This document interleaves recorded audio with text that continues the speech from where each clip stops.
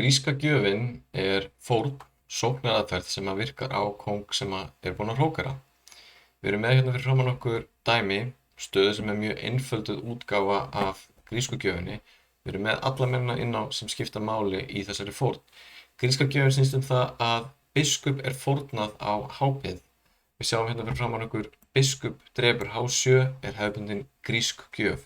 Og hugmyndin með þessu leik að lokka svarta kónginn út úr sinni öruggu stöðu og fylgja því eftir með sókn með riddara og drottningu.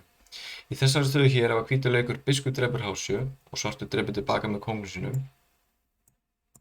þá skákar hvítur með riddara á G5 og kemur síðan drottningunni sín í sóknina annaðhvort að H5 eða G4 eftir atvikum. Svarti kóngurinn getur farið út á borðið þar sem hann stendur ekki vel, eða hann getur flúið tilbaka á G8 og eftir drottning H5 þá hótar hvítur máti hérna H7 sem erfitt að stoppa. Svartur getur reynt að flýja með kónginn með að færa hrókinn og hvítur getur þá annarkvort skákað á H7 eða drepið fyrst á F7 og svartur í miklum vandræðum. Við sjá nokkur dæmi þetta til þess að skilja þetta betur og við erum fyrst með þessa stöðu hér. Við sjáum að svartur búinn að hrókera og hvítur með alla mennina tilbúna í sókn. Hann með biskupinn á D3, þennan biskup sem skiptir öllu máli í grísku gjöfinni. Hann með riddarann á F3 og drottningun á D1 tilbúna og biskupinn á C1 hjálpa líka til vegna þess að G5 reiturinn valdaður. Þannig að hvítur leikur í þessari stöðu, biskup drepur H7, skák. Auðvitað getur svartur sleppt í að drepa biskupinn, hann getur leikið kóngur H8 en þá er hvítur bara búinn að vinna mikilvægt peð og heldur áfram í sókninni. Þannig að kóngur drepur H7 og riddari G5 skák. Og nú á svartur nokkra möguleika. Einn möguleiki að fara með kónginn út af borðið, til dæmis hérna H6. Þá sjáum við að kóngurinn komin inn á skálinu biskupsins og hvítur getur til dæmis unnið drottninguna á D8 með því að fráskáka riddari drepur F7 til dæmis og tekur síðan drottninguna á D8 og sóknin heldur áfram með þess að. Kóngurinn getur líka farið hérna á G6 en þar stendur hann ekki vel og ástæðuna fyrir því eru nokkrar, hvítur á marga möguleika til að velja úr. Hann getur til dæmis leikið hérna drottning G4 og hótar þá fráskák með riddaranum. Hann getur líka leikið peði á H4 og hótar að leika H5. Svartur lendir í miklum vandræðum. Þannig að við ætlum ímynda okkur að svartur leiki kóngur G8 og þá kemur drottning H5. Og nú sjáum við að hvítur hótar máti á H7 og það er ekki marga leiðir til að stoppa það. Riddari F6 virkar ekki, það er bara drepið og hóturinn er ennþá. Þannig að svartur verður að reyna hrókur E8 til að reyna að flýja með kónginn. Og í svona stöðu ætti hvítur ekki flýta sér of mikið að skáka á H7 því ef hann skákar á H7 núna og kóngurinn flýr á F8 þá er svona smá möguleiki að kóngurinn geti kannski sloppið út. Betri leikur fyrir hvítan var að losa sig fyrst við F7-peðið. Drottning drepur F7. Þannig að munið eftir þessu ef hrókurinn hér fer á E8, skilur F-peðið óvaldað, drottning drepur F7 skák, kóngur H8, drottning tilbaka á H5, kóngur G8, þetta er allt þvingað. Og fyrst núna drottning H7 skák, kóngur F8 skák og nú peðið farið og það skiptir öllu máli, drottning drepur G7 mát. Þetta er svona hefðbundin grísk gjöf þar sem hún virkar fullkomlega fyrir hvítan. Gríska gjöfin virkar líka fyrir svartan. Svarti getur fórnað á nákvæmlega sama hátt. Sjáum sem snöggvast eitt einfalt dæmi það. Hér á svartur leik, hann með biskup á D6 sem getur fórnað sér á H2. Hann með riddara tilbúin að hoppa á G4 og hann með biskup til að valda þennan riddara hérna og svo er hann með drottninguna tilbúin líka. Og við sjáum hvað hvítu mennirnir standa ekki vel á drottningvagnum, taka ekki þátt í vörninni. Þannig að biskup drepur H2 skák og riddari G4 skák. Nákvæmlega sama hátt ef kóngurinn fer á skálinu biskupsins þá fellur hvíta drottningin með fráskák. Ef kóngurinn fer út af borðið þá er þetta að leika drottning G5 og hóta fráskák með riddaranum eða H5, H4 skák, líka hættulegt. Og ef kóngurinn fer tilbaka, nákvæmlega sama á drottning H4, hóta máti, eina leiðin til að stoppa það er annaðhvort að gefa drottninguna eða færa hrókinn og þá drepið og tilbaka og skák og svo máti. Nákvæmlega sama, bara svartur. Það eru nokkrum tilfellum þar sem að gríska gjöfin virkar ekki og ég með 3 þumalputtareglur fyrir ykkur til þess að leggja minnið sem hjálpar ykkur að meta hvenær er gott að fórna og hvenær er ekki gott að fórna. Fyrsta dæmismiðla sýningur er þessi staða hér. Þetta er nákvæmlega sama staða og vorum við í byrjunastöðunni nema ég er búinn að bæta inn einu mikilvægum manni fyrir svartan og það er biskupinn sem er á E7. og þið áttu ykkur á því af hverju hann skiptir máli fyrir svartan. Hann valdar G5 reytin. Þannig að sjáum hvað gerist ef að hvítur fórnar, kóngur drepur, riddari G5 skák, biskup drepur G5. Virkar ekki fyrir hvítan. Önnur þumalputtaregla hvenær gríska gjöfin gengur ekki, og það er ef að svartur hefur biskup á þessari skálinu hér. Og aðalatrið er að ef að þessi biskup kemst á F5 reytin í framhaldinu, þá virkar gríska gjöfin venjulega ekki. Sjáum af hverju, biskup drepur H7, kóngur drepur, riddari G5 skák, kóngur tilbaka, drottning H5, hóta máti, og núna bara einfallega biskup F5, og svartur valdar hótununa og biskupin á öruggan stað á G6, og hvíta sóknin gengur ekki upp.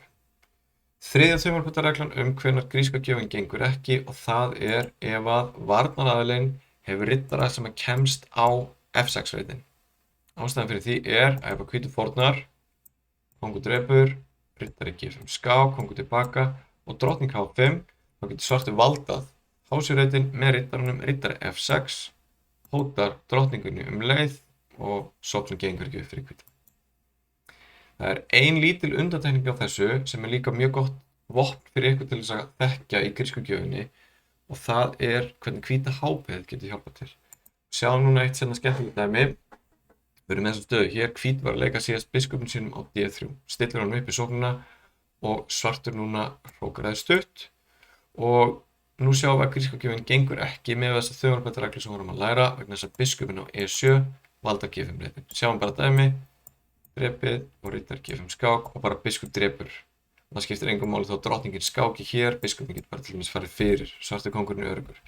Þannig að hvítur lék einum mjög lúmskum leik eftir að svartur hrókaraði hér, hann lék H4.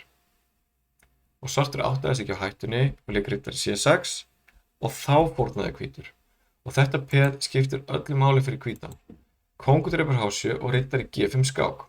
Við vitum hvað gerist ef að kóngurinn fer tilbaka. Þá kemur drottning H5 og eins og áðan hvítur hóta máti og það er erfitt að stoppa þetta. Ef kóngurinn fer út af borðið þá fer hann inn á skálinu biskupsins, fráskák með riddaranum, tekur peðið, tekur drottninguna. Og ef kóngurinn fer á G6 sem dæmi, þá getur komið H5, reykir kónginn lengur út af borðið, drottning G4, það er alls konar hættulegi leikir. Ég held að H5 leikurinn sé bestur og svartur kóngurinn lifir þetta ekki af.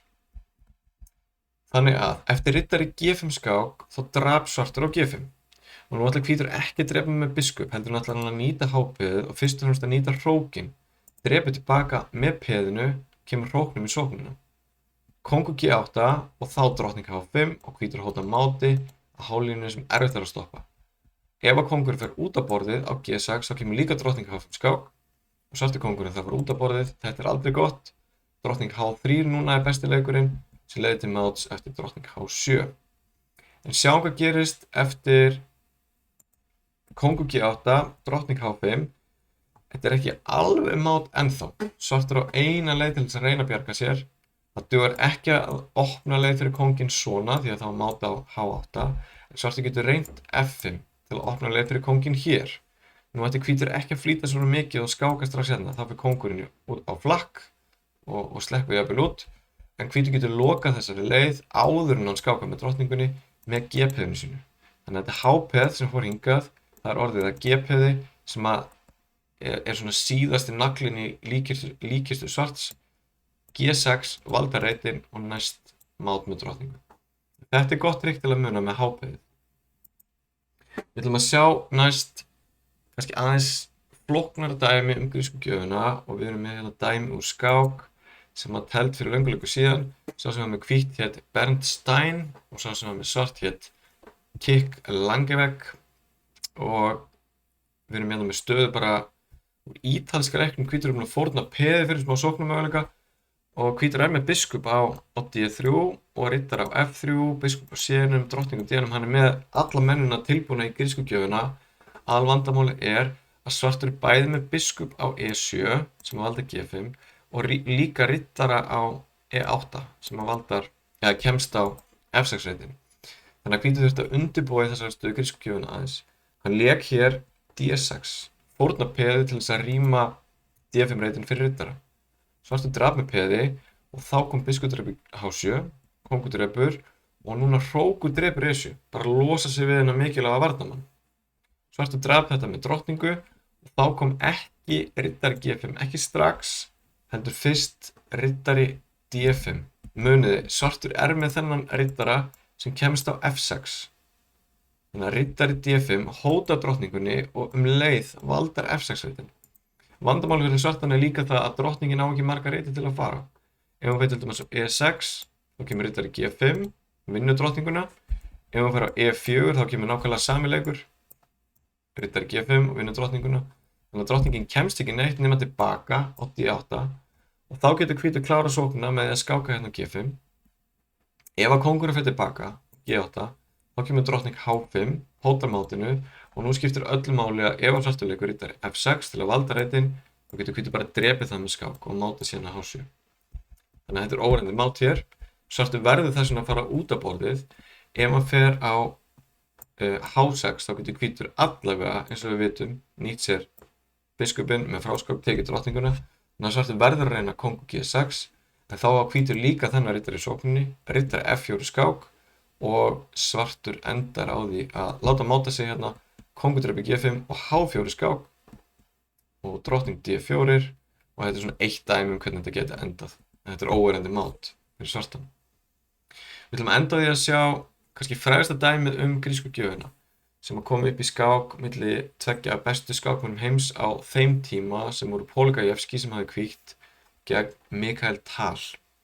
Og þessi útgáfa af grísku gjöfinni er kannski ennþá flóknari en svo sem vorum að sjá hér, en svona gaman að sjá dæmi grísku gjöfina í skák milli svona sterkar skákmanna. Við erum með þessa stöðu hér þar sem að Mikhail Tal sem var með svart lék síðast hrókur C8. Og hér lék Poligajevski D5 sem er svona upphafið af sóknar hugmyndinni sem hann var með, opna leið fyrir biskupinn að svörtu kóngstöðunni.